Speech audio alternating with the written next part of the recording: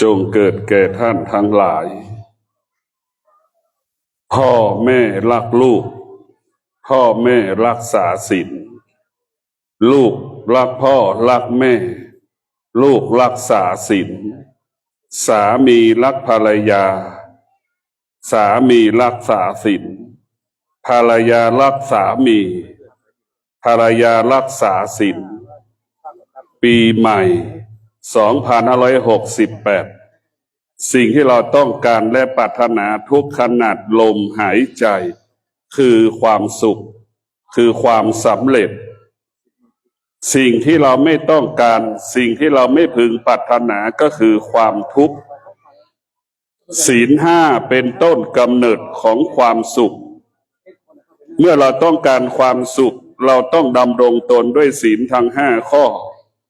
ขนาดเดียวกันหากเราล่วงละเมิดศีลทั้งห้าข้อศีลห้าเป็นต้นกำเนิดของความทุกข์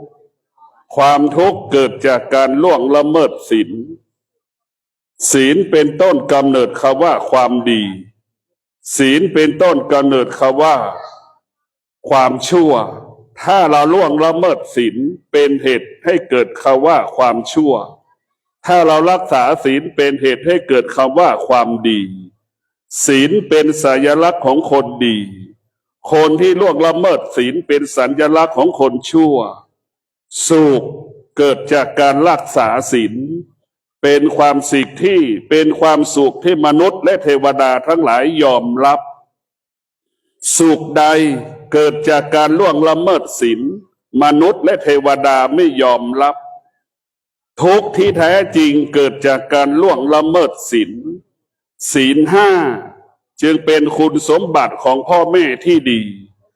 ศีลห้าจึงเป็นคุณสมบัติของลูกที่ดีพ่อแม่เป็นบุคคลตัวอย่างของลูกพ่อแม่ต้องดำรงตนด้วยศีลทั้งห้าข้อพ่อแม่ที่ดีต้องประกอบไปด้วยศีลทั้งห้าข้อลูกที่ดีก็ต้องประกอบไปด้วยศีลทั้งห้าข้อพ่อแม่รักษาศีลลูกรักษาศีลครอบครัวมีความสุขครอบครัวอบอุ่นพ่อแม่รักษาศีลพ่อแม่สร้างความสุขให้กับลูกมอบความสุขให้กับลูกในปีใหม่เดือนใหม่ลูกรักษาศีลเท่ากับลูกสร้างความสุขมอบความสุขให้กับพ่อแม่ในปีใหม่เดือนใหม่ขนาดเดียวกันพ่อแม่ล่วงละเมิดศีลพ่อแม่สร้างความทุกข์ให้กับลูกมอบความทุกข์ให้กับลูกลูกล่วงละเมิดศีลเท่ากับลูกสร้างความทุกข์ให้กับแม่มอบความทุกข์ให้กับแม่ในปีใหม่เดือนใหม่ปู่ย่าตายายพ่อแม่ปู่ย่าตายายรักษาศีลลูกหลานไปมาหาสู่อยู่ตลอดเวลาศีลเป็นของเย็นศีลเป็นของหอมพ่อแม่ปู่ย่าตายายรักษาศีลลูกหลานไปมาหาสู่ตลอดเวลาสุขก็ไปมาหาสู่ทุกข์ก็ไปหาสู่ตลอดเวลาขนาดเดียวกันพ่อแม่ปู่ย่าตายายล่วงละเมิดศีลลูกหลานไม่ไปมาหาสู่ท่านทั้งหลายปีใหม่สิ่งที่เราต้องการและปรารถนาให้ชีวิตครอบครัวอาชีพหน้าที่การงานมั่นคงปลอดภัยและมีความสุขตลอดปี2568สิ่งเหล่านี้จะเกิดขึ้นได้เมื่อเราดำรงตนด้วยศีลสมาธิปัญญา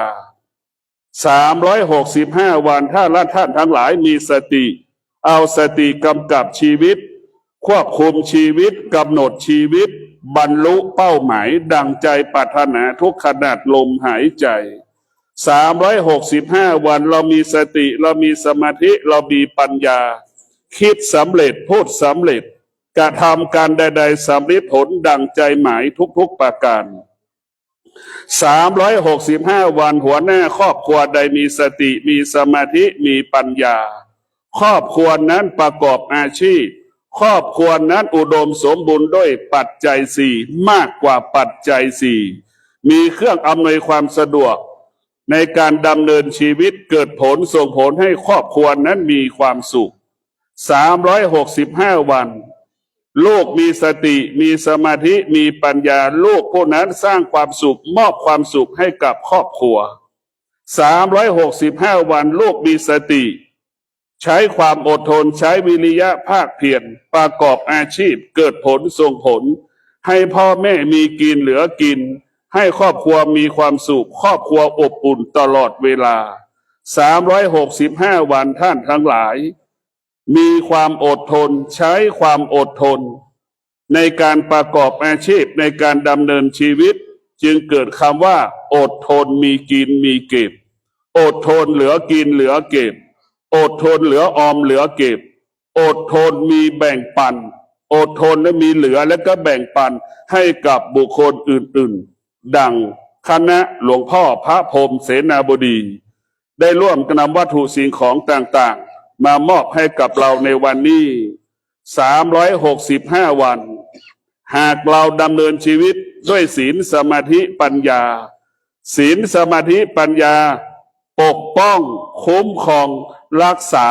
ชีวิตทรัพย์สินครอบครัวอาชีพหน้าที่ตำแหน่ง